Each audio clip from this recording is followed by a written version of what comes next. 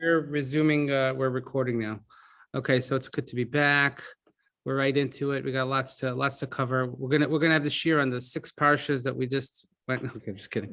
We're just gonna do a Shoftim, and what I want to focus on is the last part of the parsha, which is probably one of the more bizarre halachas that you're going to read, and it's really, so it's the beginning of chapter 21. If you have a Stone Chumash available, it's on page 1042. Otherwise, it's just chapter 21. Or otherwise, I'll just read it to you, and then we'll turn to the source sheets in a minute. So the psukim say as follows: Ki matzei chalal ba'adama asher Hashem Elokecha nosen lecha l'rishta nofel ba'sadeh lo noda mihi ko. So if you find a corpse. Okay, so right away, we're talking about like corpse halachas. If you find a corpse on the land that Hashem that gives you to possess it, now obviously it's only in Israel, because it says this is one of the things that the halacha applies only if you're in Israel. Oh, Alina's on. Hi. In Israel, from Israel. Maybe she's still in Bidud. I don't know.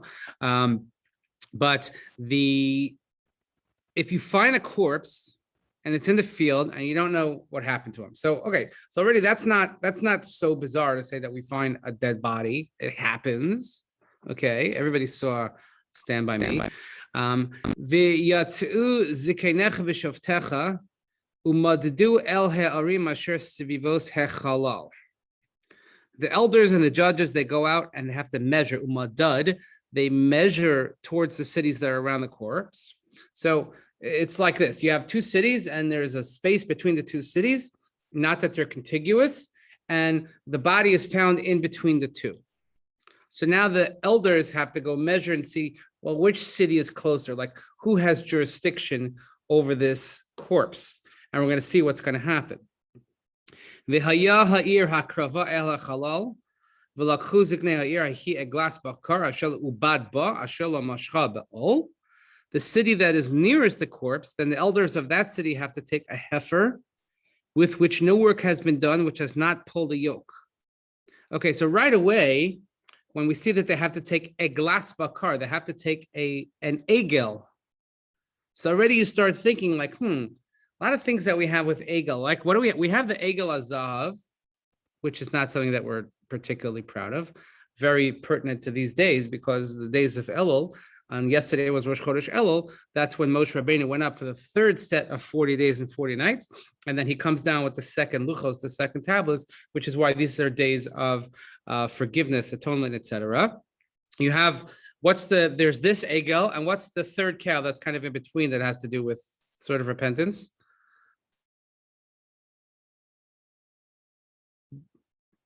Paraduma. So we have the red heifer. So one is sin and one is atonement, and this is kind of like sin and atonement together. So it's just something to think about. I'm not going to focus on the egelness of this, but it's just something to think about. Okay. And then what happens? So then they have the city that's nearest, I should say nearer, then the elders of the city, they take this animal, and it has to be a young animal, was never had any work, was never done, like the animal sat in kollel the whole life. They never did anything. But Nancy, I've never seen you with straight hair ever. I don't think that's like really impressive. I have kids with very, very curly hair, and when it's straight, I don't recognize them. So Baruch Hashem. This is what happens when you're father of daughters. So the elders, so what happens now? V'horidu ziknei ha'ir as egel el nachal a son asher lo ye abed bo v'lo yizarev arfu shamas eglah b'nachal. The elders of that city, they bring the heifer down to a harsh valley, nachaletan, and that is a valley that cannot be worked, it cannot be sown. There are lots of those in Israel, by the way, lots of valleys with lots of rocks. Every time I'm standing on a mountain looking down and I say, oh, this could be Eglah Arufah. This is what this is called, by the way, Eglah Arufah. What do? They shall axe the back of its neck in the valley. They break the neck of this animal. So all our friends at PETA, I'm sorry, I'm not sorry. This is what the Torah wants from us. And then v'nigshua kohanim b'nei Levi kivam b'char Hashem lekecha l'sharaso l'varech v'shem Hashem v'alpiyam yiyu kol riv kol naga v'chol zignei ha'ir ha'ikravim el chalal yachatu esidem al agav aruba na'achal. Then the kohanim, the offspring of Levi, they approach because Hashem chose them that they have to deal with all these types of things, and who all the elders of that. So it's the kohanim, and then you have the elders of that city who are close to the corpse. They have to wash their hands over this animal that was killed in the valley. So you find a dead body, you have to get together, you have to measure, you have to figure out who's closer. Then they have to take this nebuch animal that's never worked to a place that's never been worked. They have to break the animal. Then the kohanim and the elders of the city, they have to go and they have to literally wash their hands of this crime, is what it says. V'rachatzu. They have to yirchatzu es yadehem, and then they have to make a declaration. V'anu v'amru yodenu lo shafchu es hadam hazeh ve'einenu lo ro. They speak up and they say, our hands have not spilled this blood, our eyes did not see. Kaper lam chol Yisrael shrabadisa Adonai al titein dam naki v'ker lam chol Yisrael v'nikaper lehem adam v'atot tever adam al naki v'gerbecha ki sasei asher b'nei Hashem. They say, atone for your people of Israel that you have redeemed. Don't place innocent blood in the midst of your people Israel. The blood shall be atoned for them. But remove the innocent blood from your midst when you do what's upright in the eyes of Hashem. End Parsha. The Parsha ends right there. Like, seriously, that's the end. Woohoo! Good time. Great, good work. Now, by the way, there's an entire chapter in the Talmud that's dedicated to this. It's called Eglah Arufah. But this is what's known as Eglah Arufah. And the first time that we've ever heard of this, really, ironically, is before it happens, is that the Rashi tells us and Chazal teach us that when Yosef sent word back to his father, Yaakov, that he was alive, he sent agalot. It says in Parashas Vayigash, he sent agalot. So why agalot? Why the wagons? So the Chazal comment, they say, oh, because the last thing that they were studying together was this sugya of Eglah Arufah. To remind them that it's me, Yosef, that we studied about the wagons. Eglah, it's a play on the words. Agalot, Eglah. It's a very interesting Gemara, and you could ask the question, how could they be studying this? It didn't give me, fine. But they knew Kol Torah Kula, of course, and they ate Chalav Yisrael, and they had tzitzis that dragged down to the ground. We know this. But all those things, Eglah Arufah, that's the first time we hear about it, but here's the mitzvah. Now, did this ever happen? I don't know. But it's bizarre. I mean, you could fire away, like, what bothers you about this, or what speaks to you? But like, what's going on here? Right? What? Why? What? I don't know. Just, what is this about? Anyone? Any thoughts? Miriam is here. Miriam is back from Israel, and she's, she has the glow of Eretz Yisrael upon her. I know that feeling. And, this is an Eretz Yisrael halach. Like, if this happened, there is no place between Livingston and West Orange, for instance. They're contiguous, right? But we do have, let's say, jurisdiction issues when there's a crime that takes place, and who has to manage it, who's responsible for it. We always have this word trick that we play on the kids. Like if the plane crashes exactly on the border of Canada, United States, which country did they bury the survivors? We always say. And they're like, no, I'm like, yeah, we don't bury the survivors. So that's the shtick that we play on the kids. It depends how you have to word it properly. You have to say it properly. But here, so you have a body that's in between. So what's really going on? So let's turn to the sources. We're going to look at some very, very interesting sources, which do give us a really important insights into this. Okay, you see that? You got it on the screen? Okay, good. Just gonna move everyone down here. I haven't used Zoom in a few weeks, so I am not upset about that, but I just haven't. I know. Okay, so Rashi. The first source we have here is Rashi. Rashi source number one. Rashi says, and by the way, the declaration that says is the Anu v'amru, and the sages have to get up and they have to say, we did not spill this blood. So Rashi's going to ask the obvious question, and Rashi says, "V'chi also alev sheziknei based in shovchei damim heim." You have the translation here. Rashi says, what, you really think, would anybody think that the elders, like, imagine like something happens like this, and the mayor or the town council has to get up and they have to say, we didn't do this. We didn't think you would do. Why would we think? And we're not talking about politicians, by the way. We're talking about zikenim. When we say zeh shekana chachma, it says ziknei beistin. These are the Torah scholars. You think the Torah scholars would have killed somebody? Rather, elolo reinuhu ufitarnuhu below mazonus below levaya. Quote the Gemara in Sota. The Gemara says that why are they held accountable in a sense? Because they didn't educate properly. Because it means that someone let this fellow go. He was at somebody's house. We assume he was at the closer town. Now, why we assume that? The Gemara goes back and forth about all that. Why do we assume that? However, because he was allowed to leave someone's home and travel in a dangerous area or at night or whatever, and we left him without food, and we left him, more importantly, without levaya, without an escort. Okay, so we learned this already from Avraham Avinu. In Avraham Avinu, it says that when he went down to Beersheba, it says that he planted a shell al shin lamed, which normally is translated as a tree, but it's also an acronym for when you want to fulfill hachnasas orchim, when you want to fulfill hosting company, you have to have three things: achia, shesia, lina.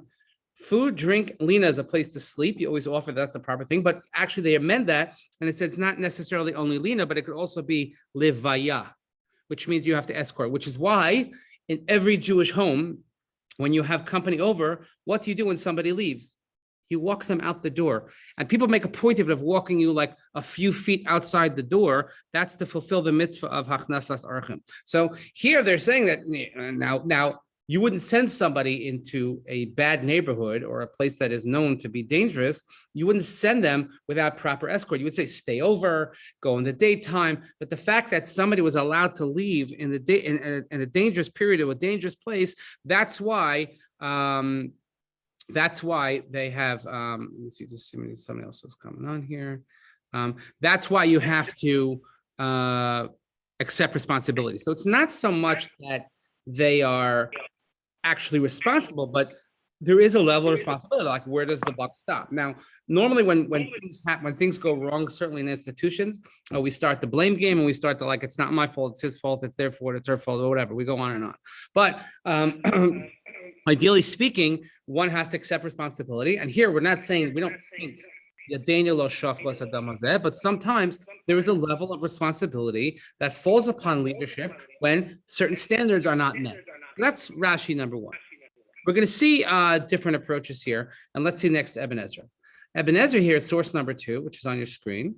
Eben Ezra says, Ve'einenu lo ra'u, v'yitachen she'Hashem tziva lasas kain ha'ir hakrova, kilulei she'asu aveira kedoma lo nizdam lem she'harag adam korov mehem. Machashavos Hashem amku v'gavu le'in keitzes lena. Let's read the translation. This is a very interesting position of the Eben Ezra. It's possible that Hashem commanded the city closer to the slain corpse to perform this ritual, because if the city had not committed a similar deed, then the murder of a person near the city would not have occurred. God's thoughts are deep and infinitely beyond our comprehension. So this is not about culpability and responsibility and education and leadership. This is a much different reason that Eben Ezra gives. Eben Ezra says that what's the problem here? The problem is that they probably did something to deserve this. Is that by having this occur near the city, it will expose another fault in the city, and that's why they require atonement. So when they say, Kaper la'amcha Yisrael, they say our blood did not shed this, our hands did not shed this blood, and forgive your nation Israel. They're saying, forgive the people of our town, because obviously this happened near us because we did something wrong and there's something that we did to deserve this. Which can go into sort of, the normative Jewish thinking that what's the first thing that goes through our heads when something bad happens to us? Oh yeah, it's because I was talking in shul. By the way, nobody ever says that something bad happened because you're talking in shul. But they'll say something else, oh, I wasn't nice, or I didn't give tzedakah, or I didn't pay my pledge, or I said something not nice about somebody, so look what happened to me. And by the way, there are probably times in life when, really, really bad things happen, and you could probably almost make the direct corroboration of connection of like this happened because that happened. By the way, good also.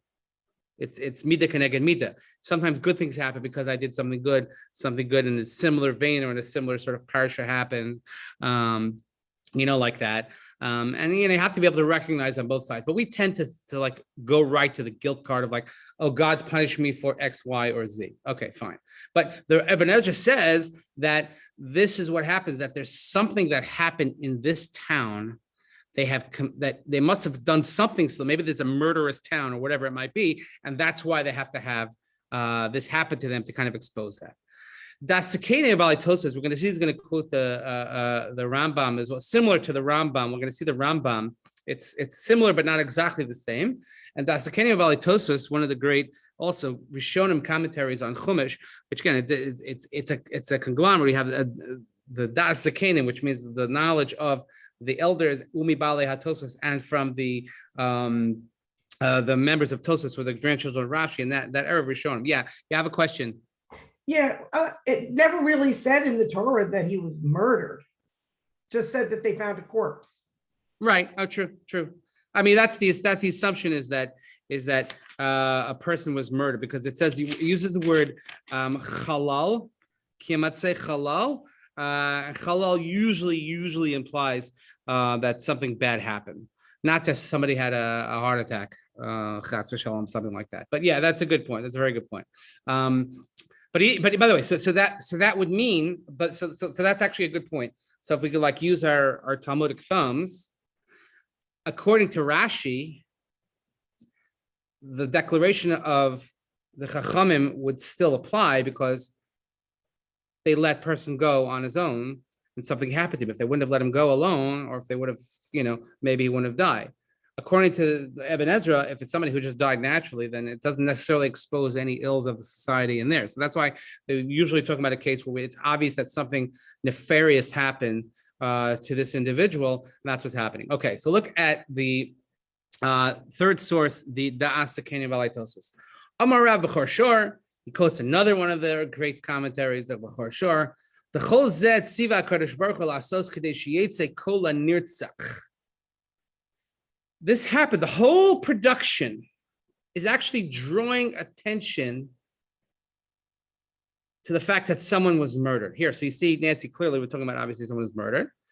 What happens? Mitoch kach yavo edim v'ya'idu shehu meis, and witnesses will come and they will testify that how he died.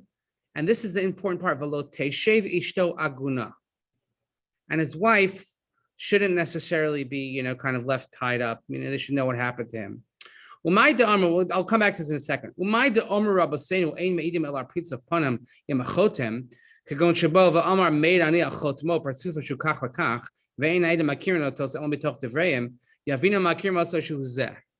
He says, so look at the translation here. He says, normally we have the word aguna. When we hear the word aguna, we associate it with one thing and one thing only in today's modern society. We associate the word aguna with a woman who cannot get a get. And I'll say this publicly, we'll say it all the time, that there's probably, in my mind, in today's day and age, there is no worse offense, there's no worse sin than someone who deliberately withholds a get from a spouse. That's just not okay. And through organizations like we did a thing with Get Ora a number of months ago, and I will not perform a wedding without doing the halachic prenuptial agreement. That's just an absolute, again, to prevent these types of problems. But the word aguna, which literally means bound or tied, is originally found in the Gemara in a number of places where someone whose husband goes to travel, people didn't like today, but people go out to travel and they would disappear. And they don't know if the husband's alive or dead. The only way that the wife can remarry is if she has definitive evidence that the husband has indeed died, which means that you have to have witness testimony. And the Gemara is even makel and lenient in saying, even if there's only one witness, which normally when you require two witnesses, even only one witness, they have to see the mouth and the face and the nose, which is a language that the Dasakain or the B'chor Shor uses here. We'll see in a second. Modern day, there's been a tremendous amount of issues that came up. First of all, after the Shoah, there were a lot of questions about aguna. Can people get remarried if they could? And there were cases where people assumed that someone had died, and then the person showed up years later. There's those stories. There's a famous story they tell. I don't know if it actually happened, but they tell it to Vilna Gaon that there's a woman whose husband had disappeared, and a number of years later, somebody came back and claimed to be this individual, and he had all the right information. He knew the secrets, he knew everything, but he just didn't look like the person. And they were suspect. They weren't sure if this was really the woman's husband or not. The Vilna Gaon took him into shul, and he said, "Show me where your seat was." And he couldn't find his seat. And they said, then he realized that it was a charlatan, there was a fake. There's actually been published studies. I have a book on it. Unfortunately, it's hard to believe that it's 20 years. But it's 20 years after 9/11. I think there were 11 cases where, look, we knew that the individuals were in the towers, and we knew they didn't come home. We knew they were not living any longer. Question is at what point do we cross the halachic threshold? And they used timestamps and MetroCard swipes and all these types of things to finally have the determination so that these women could eventually not be in the state of aguna. It's hard to believe, by the way, that it's 20 years already. But I realized that, and it occurred to me yesterday. Yesterday was 20 years since the Sbarro terrorist attack. I mean, you go there all the time, on the corner of Yafo and King George. I don't know if you know this. Miriam, she's maybe young to know this, but there's a bakery, there's a bakery there now, right where the train stops. There wasn't a train then, by the 20 years ago. But it's almost like we forgot about that. I don't mean Chas v'Shalom forgot about it, but in other words, we were distracted from the horror of that because 9/11 was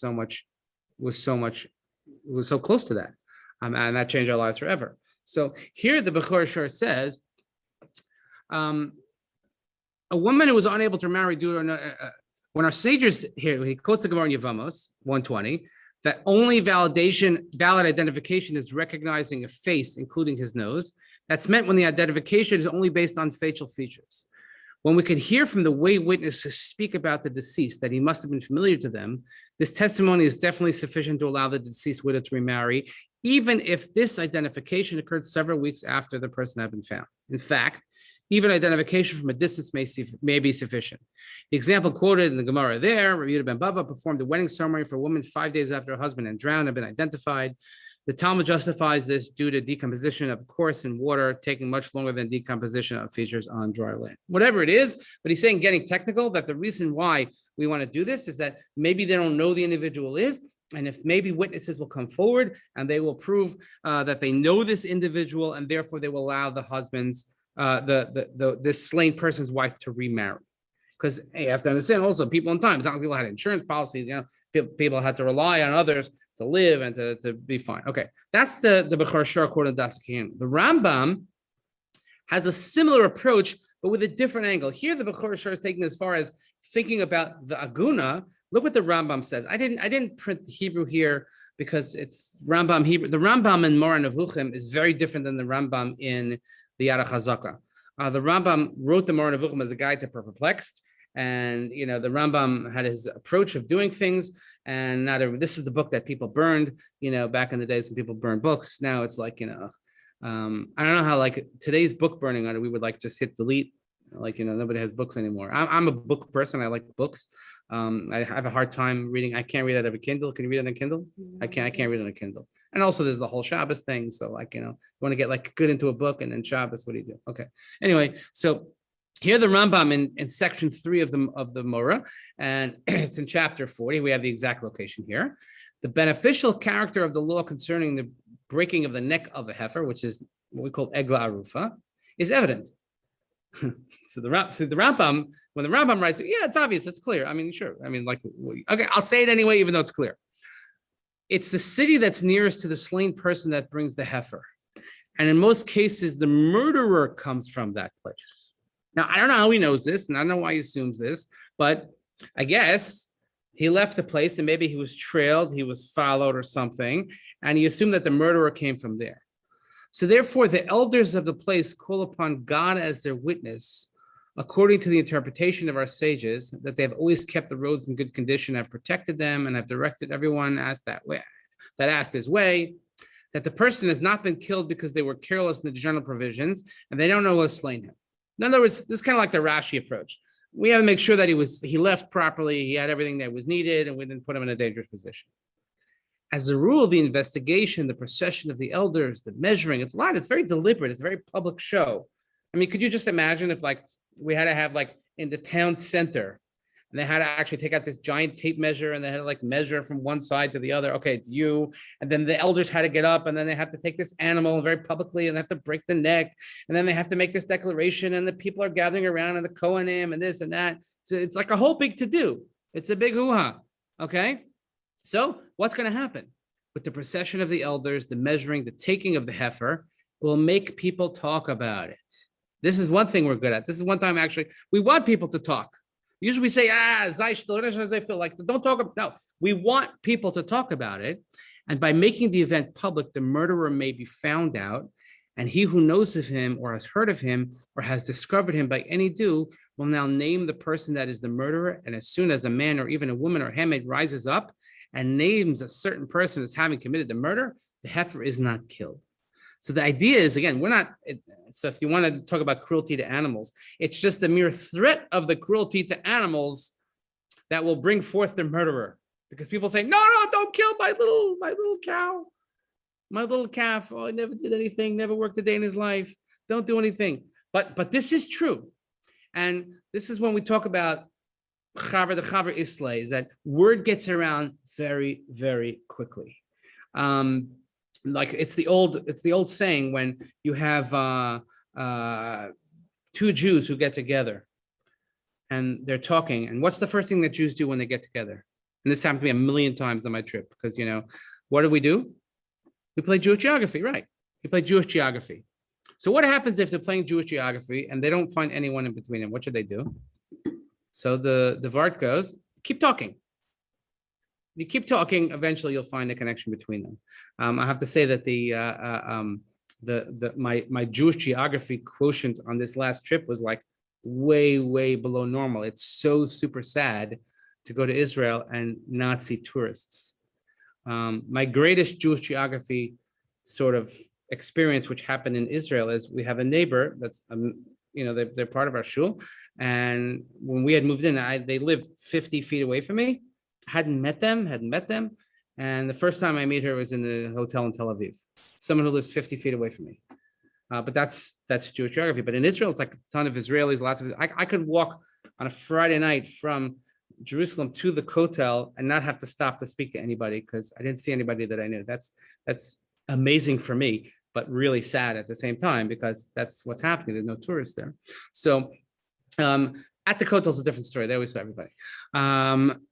Somebody like one of my daughter's classmates from I hadn't seen her since she was in 8th grade, and she comes up to me, is like, "Hi, how are you?" She was doing TJJ West, Becca Kaufman. I don't know if you know. Yeah.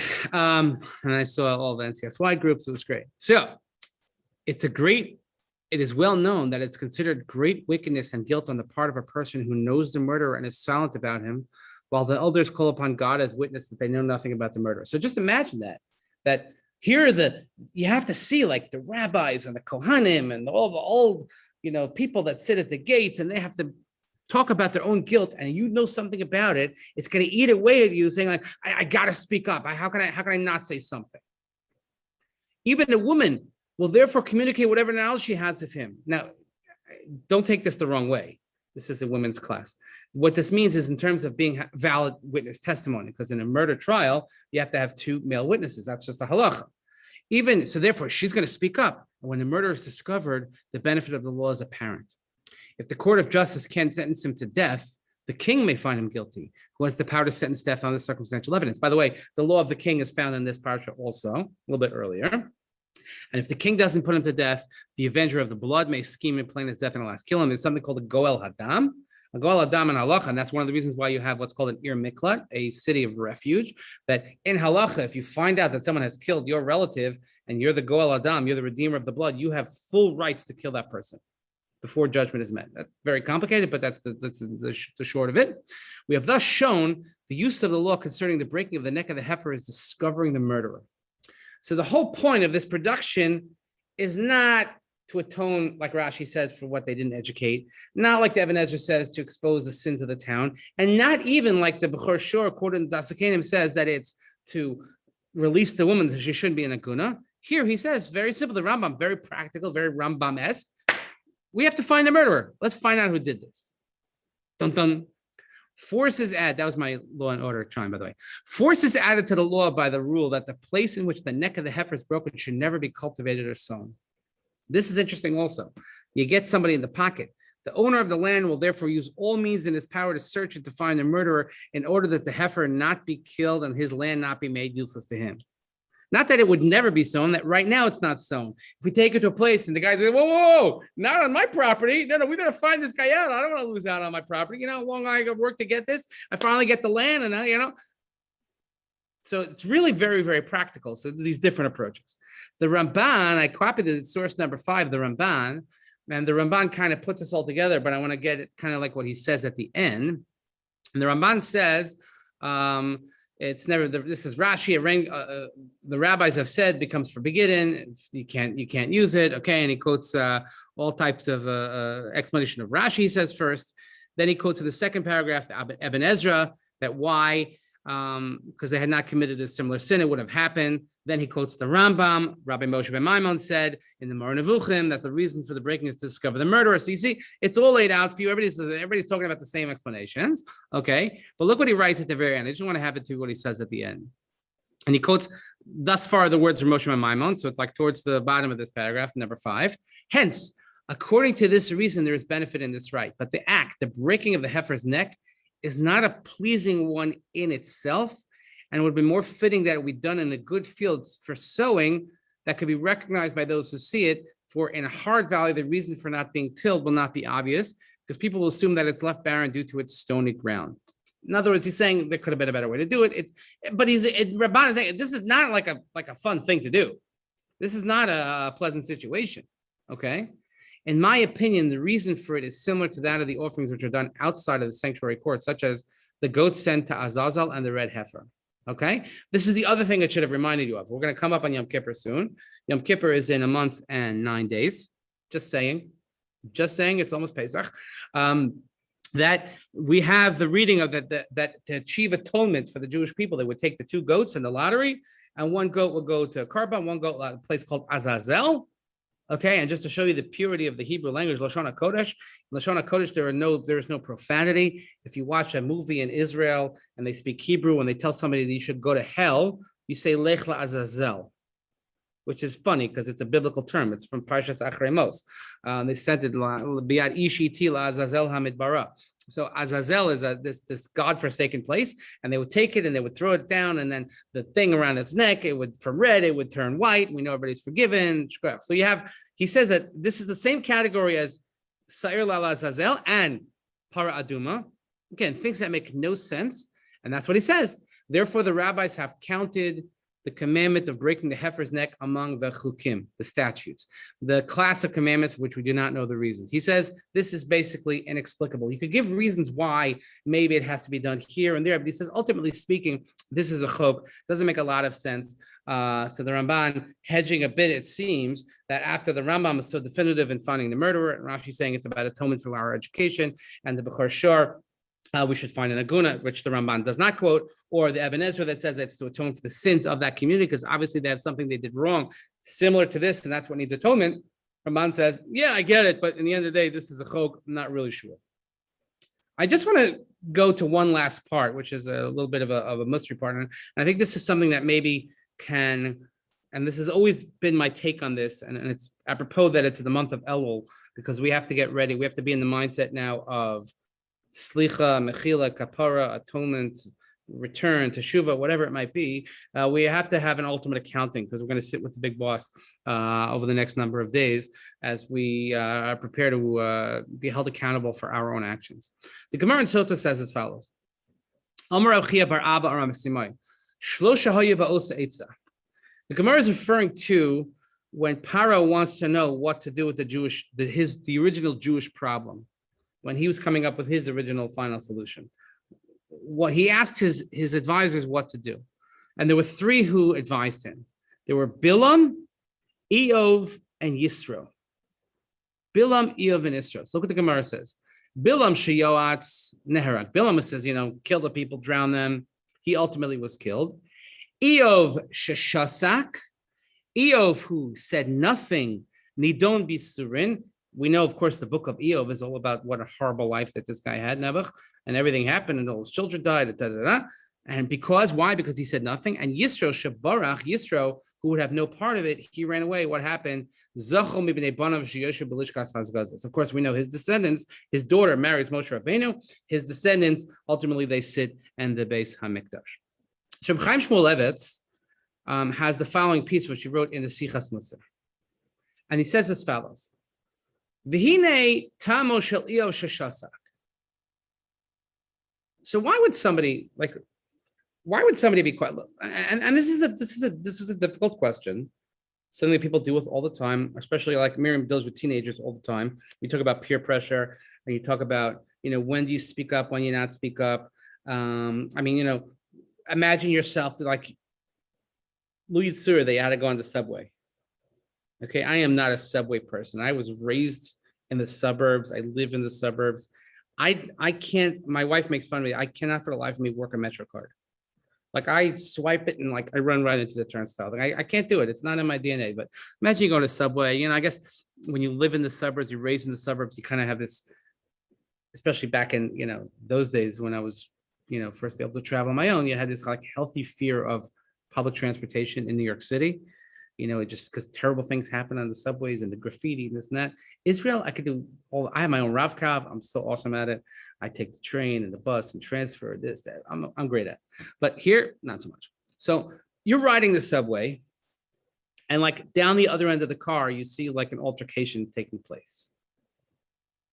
Are you going to just kind of, like you're reading a book and you're going to just bury your head more into it? Are you going to turn up the volume on your earphones so you don't hear it? Or are you going to get up and do something about it? Most people probably will just ignore it. And they say, don't make eye contact, don't get, because you're going to get yourself killed, whatever it is. You see a couple having an altercation, you get involved. Not a violent thing, but you can see that, it's escalating. Like, do you get on your own business? So why would Eov be quiet? Chaim Shmulevitz says, again, this is in Sifrei Musar. Sichos Musar. So maybe he thought that if he objects to what Paro's saying, Paro's my boss, it's not going to make any difference. So that's why Yisro ran away. He ran away because he knows that there's nothing going to change his mind. He's not going to listen to me, so I might as well just get out of it. At least because he couldn't stop it. Uvarach, and he ran away. Maybe this is also Eov.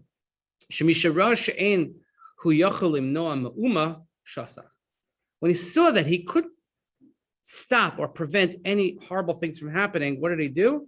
He was just silent. And therefore, all of the suffering that came upon Eov was there. Why? To show as a reflection of his mistake. What happens when somebody has all kinds of tzaras? They're always krachtzing. They're complaining, they're crying, they're screaming, they're calling out. And then it's not going to help you by crying about your tzaras. It doesn't help you. However, the nature is that when a person is hurting, you scream out. V'hashosek, and someone who's quiet, al karcha she'en koev lo. You're saying that if you're quiet, it doesn't hurt you. And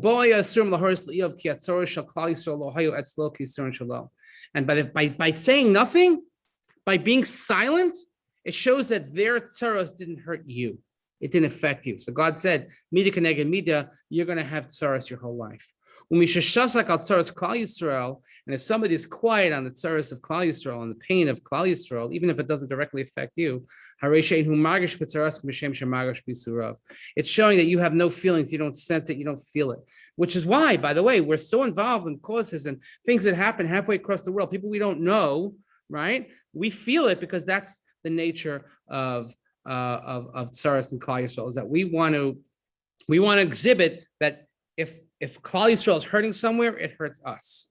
And that's what Eov Sheshasak. And he says that's really maybe what's happening here. is that, yeah, Yadeinu lo shafchu es adamas. Of course, he didn't kill anybody. But when something terrible happens in a community, we have to feel it. We have to be sensitive to it. And it's teaching you basic communal sensitivity, not to mention a personal sensitivity to things that happen around you. I'll just close with what I've always perceived this to be, again, that I think that is important for Yemei Elul when it comes to the times of Elul, is that we spend a lot of time repenting about things that we did wrong. We have to also be conscious of, we have to think of maybe repenting or trying to fix things that we were exempt from, things that we got away with. In other words, yeah, no, you weren't responsible. Like, it's not your fault. Not your fault, not your fault. But there is a level of culpability of saying, like, maybe I could have done a better job. Maybe I could have gotten more involved. Maybe I could have been more sensitive. Maybe I could have listened more. Whatever it might be, that's Yadeinu lo shafchu es hadam hazeh. People get up with no connection to this whatsoever, have to get up and have to declare, Kaper la'amcha Yisrael, please forgive your nation Israel, because you know what? Maybe there is something we could have done. Technically, I'm off the hook. Technically, I did nothing wrong. However, there might always be this level of sensitivity that leads to culpability. But we always have to talk about sort of feeling what the other is going through, which is a very, very difficult thing. And I think that's perhaps the message that comes always at this time of year. This parsha is always read soon after Rosh Chodesh Elul. And it's hard to believe that we're already here. We've sounded the shofar every single day this month. We started yesterday. We do it tonight. It's in the Sephardic community. They started reciting Slichos already. We're well underway. But that's a lot of from the basic tort laws, these laws of crime and punishment and murder and this and that. We have very practical applications, but there's what we can learn, which is why the Torah is. It could be that a case like this never even happened, but nonetheless, there's much that we can learn from it. So it's good that we're back in the swing of things, God willing. Next week we have Kiseitze, which is the most mitzvah populated parsha of all the others in the Chumash. And hope everybody is doing well. It's good to see everybody. And as the summer's winding down, and for at least in my house, the kids are rolling back in. We're down to 4 out of 6 are home now. Yay, I'm so happy about it. But one is leaving next week for Israel, I hope. So who knows what could change between now and then. But so God willing, we should only do good things. Good to see everybody, and have a great day. Thank you very much. Thank you. Bye.